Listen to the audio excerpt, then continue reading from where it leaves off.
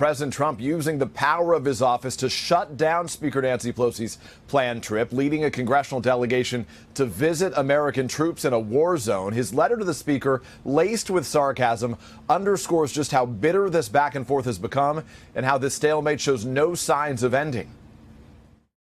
This morning, an escalating feud between the president and the House Speaker. The latest flashpoint, Nancy Pelosi's planned trip abroad, including a secret stop in Afghanistan. Grounded by President Trump less than an hour before she and other Democrats were set to depart. We're going to Afghanistan. President Trump writing, "I'm sorry to inform you that your trip has been postponed," calling the trip a public relations event.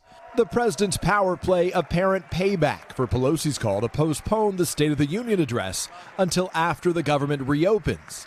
Democrats furious. I think the actions of the president were petty, mean-spirited, and beneath any president of the United States. Pelosi's aides say the trip was designed to thank the troops and receive critical national security briefings from those on the front lines.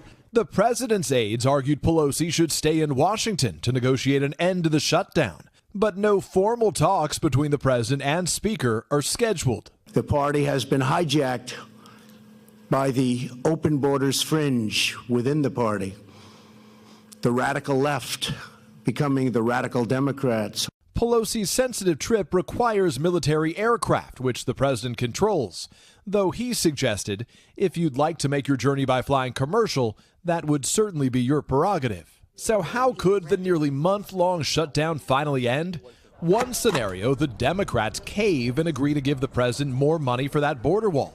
But that appears unlikely, with polls showing most Americans oppose a wall and blame the president for the shutdown. Another option, President Trump gives in, reopening the government without receiving additional money for the wall.